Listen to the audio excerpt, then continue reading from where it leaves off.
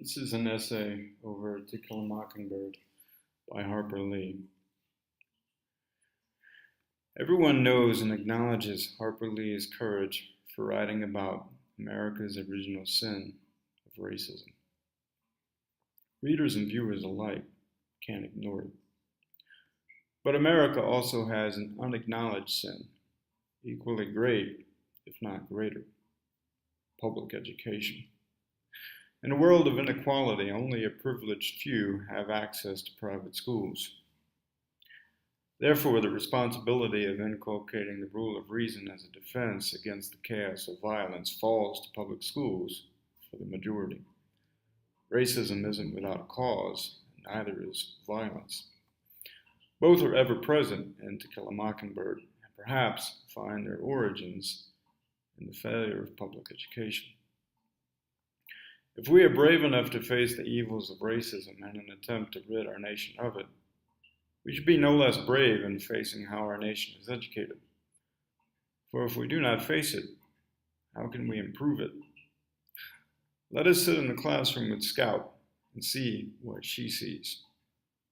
Let us live in the world created by Harper Lee and not close our eyes. Harper Lee's critique of public education begins with a flawed teacher. Describing Scout's first day in the first grade, Harper Lee writes, Miss Caroline began the day by reading us a story about cats. The cats had long conversations with one another. They wore cunning little clothes and lived in a warm house beneath the kitchen stove. By the time Mrs. Cat called the drugstore for an order of chocolate malted mice, class was wriggling like a bucket full of catawba worms. Miss Caroline seemed unaware that the ragged, denim-shirted, and flour-sack-skirted first grade, most of whom had chopped cotton and fed hogs from the time they were able to walk, were immune to imaginative literature. The cunning little clothes are a contrast to the ragged, denim-shirted boys and the flour-sack-skirted girls in the first grade classroom. The long conversations had by the cats imply a leisure absent in a childhood filled with chopped cotton and fed hogs. This immunity to imaginative literature is nothing more than the inability to identify with a story that doesn't reflect the real world hardships of daily life, poverty, and hard work. The students are wriggling like a bucket full of catawba worms out of boredom. And bored students are students too bored to learn. Of this fact, Miss Caroline is sadly unaware. She simply didn't choose reading material appropriate to the class. Furthermore, she fails to realize her own mistake. Obliviously, Miss Caroline concludes her reading. Oh my, wasn't that nice? Besides suffering through irrelevant stories, students have to endure the tedium of seeing material they've already seen before. Repeating a lesson the students already had, Miss Caroline went to the blackboard and printed the alphabet in enormous square capitals, turned to the class and asked, Does anybody know what these are? In response to the teacher's question, Scout responds at least to herself. Everybody did. Most of the first grade had failed it last year. Clueless to the boredom induced by the cat story, Miss Caroline seems equally clueless as to what the students already know. Scout's commentary on the teacher's question to the class reveals that failure isn't limited to the student or to the teacher. Everybody knows the alphabet because most of the first grade had failed it last year. With little difficulty, most people can repeat simple lessons they've had before, but it would be a stretch to call that dull activity of repetition enthusiastic learning.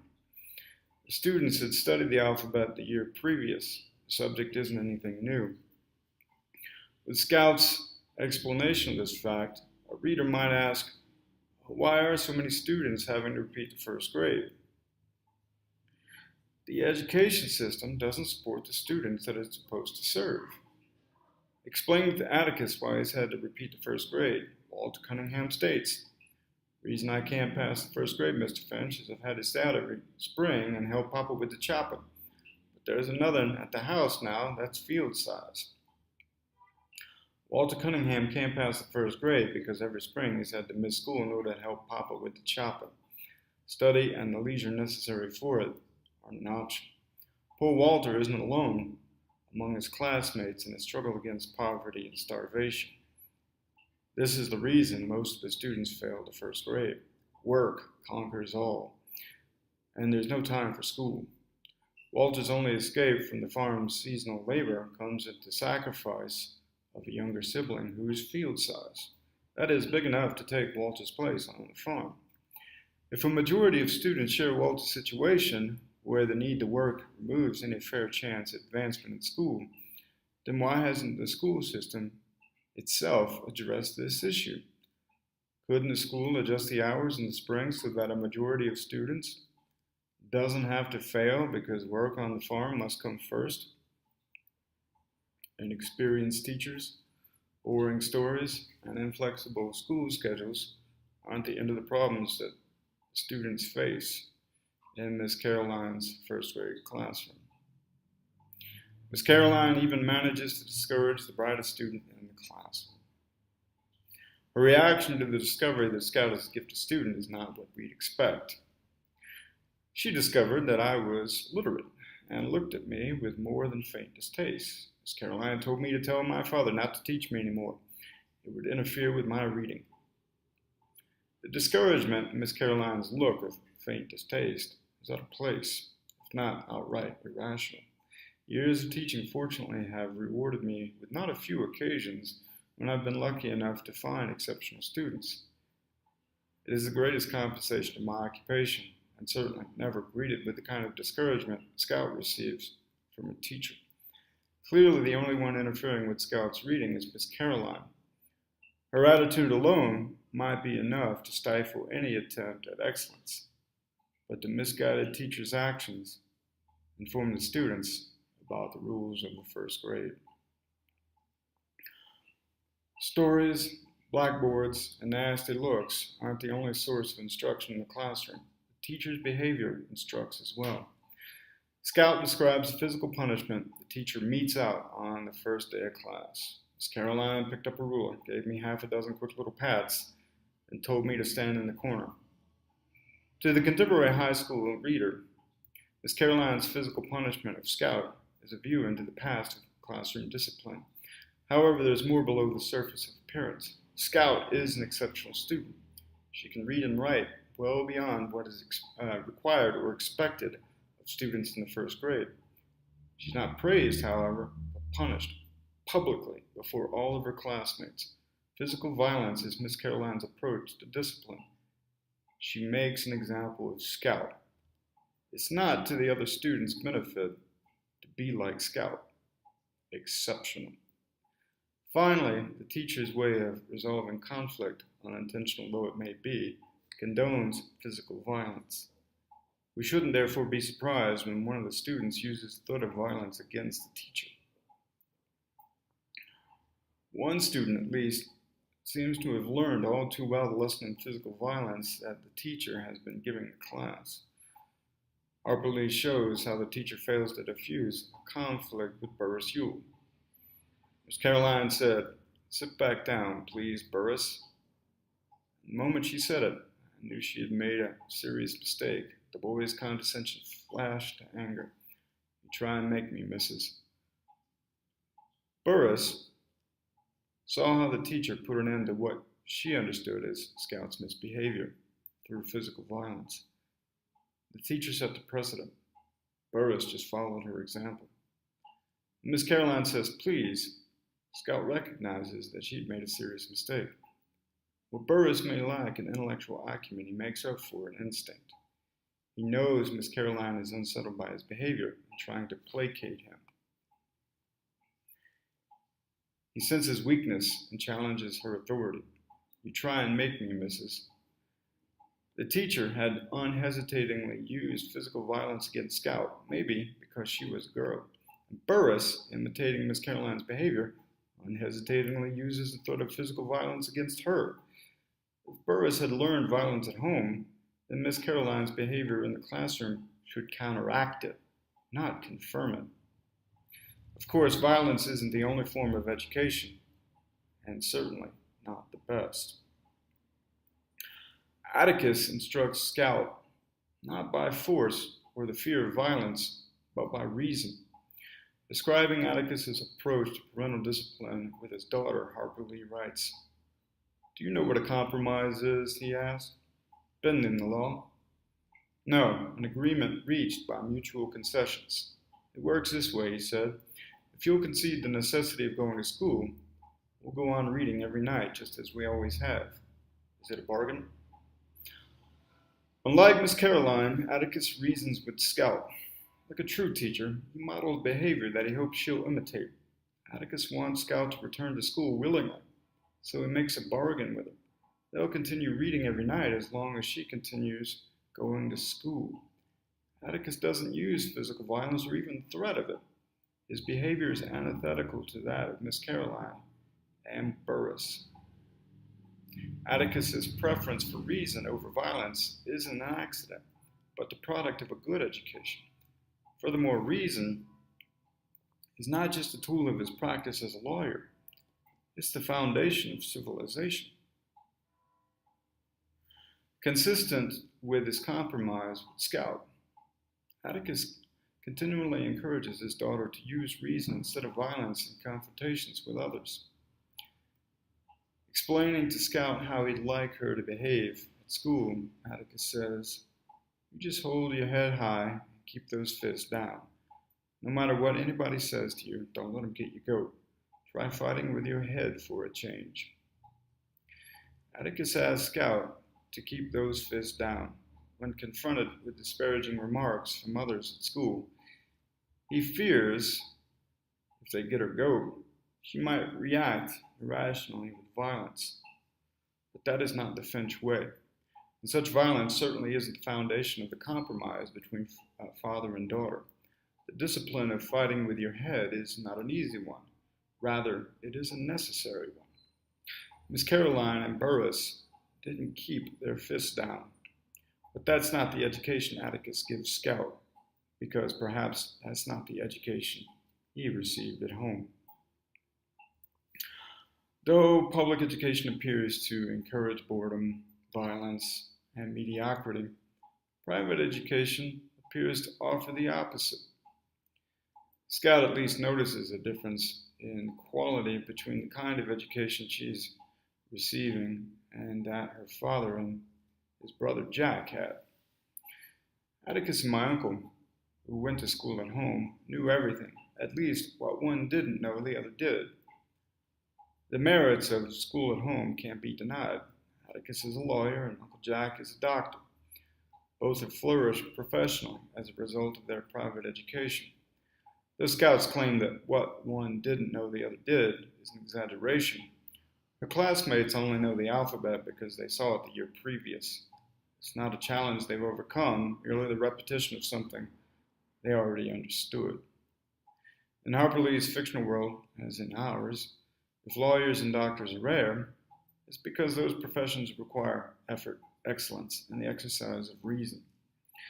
Atticus himself seems to embody this noble exercise of reason over violence in his personal and professional life. But are those the qualities encouraged in Miss Caroline's class? As a clearly intelligent and caring father, Atticus still sends his own children to public school, despite the poor quality. Explaining why Atticus does this, Harper Lee writes, "No, I can't," said Atticus. "I have to make a living. Besides, they'd put me in jail if I kept you at home." Given his plight as a single parent and sole provider, Atticus's response to Scout is understandable. He can't tutor her at home, as he and his brother were, because he doesn't have the time. But even with enough hours in the day, Atticus still couldn't keep his own daughter at home. In this respect, Burris and Atticus aren't exactly equal before the law. The Yules can avoid the boredom of the first grade with impunity. About this, Atticus confides to Scout, "There are ways of keeping them in school by force but it's silly to force people like the Yules into a new environment. Atticus, however, must convince Scout to attend the first grade. Aware of Miss Caroline's execrable skill as a teacher, he nonetheless must send Scout to public school. He explains the consequences of trying to contravene the authorities. If I kept you at home, he admits, they'd put me in jail. Against the violence of the government, he has no recourse but to submit and expose his daughter to 12 years of unrelieved boredom. Perhaps because he is, in fact, forced to send both of his children to public school, Atticus can't conceal his contempt for public education, even while doing his job. The flaws of public school are never far from his mind. In his closing argument, Atticus states, people who run public education promote the stupid and idle with the industrious. Because all men are created equal, educators will gravely tell you the children left behind suffer terrible feelings of inferiority. As Atticus understands the matter, teachers in public school fail to serve students well because they promote the stupid and idle along with the industrious. However, one shouldn't simply get a promotion for showing up. School is hard work, overcome through intelligence and effort. And the problems of life outside school are no different. The educators who want to protect children from the consequences of their actions or inactions might save them from feelings of inferiority while in school, but this kind of academic social promotion does nothing to prepare people for the competition of life. Instead, it fosters a false sense that equal means equal outcome, an obvious impossibility. In a just society, equal at best is an effort to provide equal opportunity and for people to be rewarded in equal measure for their effort and ability. But in a world of inequality, Atticus believes we are all equal before the law. Atticus educates the court. We know all men are not created equal, equal in the sense that some people would have us believe. Some people are smarter than others. He deconstructs the idea of created equal. Does not mean what other people would have us believe. We've been misled. By whom? Perhaps the same educators who promote the stupid and idle along with the industrious. The specious myth of created equal ignores the reality that some people are smarter than others. Despite the natural differences and inequalities among people, Atticus nonetheless believes that in our courts, all men are created equal. Before the law, under the rule of reason, people are equal: poor, wealthy, ignorant, educated, black, and white. For Atticus, for Scout, and for Harper Lee, learning the rule of reason begins with a good education. The kind that Atticus had, the kind that Atticus gives Scout. But unfortunately, reason doesn't always rule, especially in the classroom of public education or in the courts. Reason doesn't always triumph, even as a powerful tool in the righteous service of justice. Describing a wisdom to a rather young Scout that only a more mature Harper Lee could truly possess, the author writes, Atticus had used every tool available to free men to save Tom Robinson. But in the secret courts of men's hearts, Atticus had no case. In a world ruled by reason, Tom Robinson would be free. Atticus had used every tool of reason, evidence, and argument to free him. But the secret courts of men's hearts sometimes are ruled by passions. Scout learns that irrational fears and hatreds at times are stronger than the truth. Sadly, Atticus has to admit this fact to his son Jim. Those are 12 reasonable men in everyday life, Tom's jury, but you saw something come between them and reason. To Kill a Mockingbird is a story about two families, the Finches and the Yules.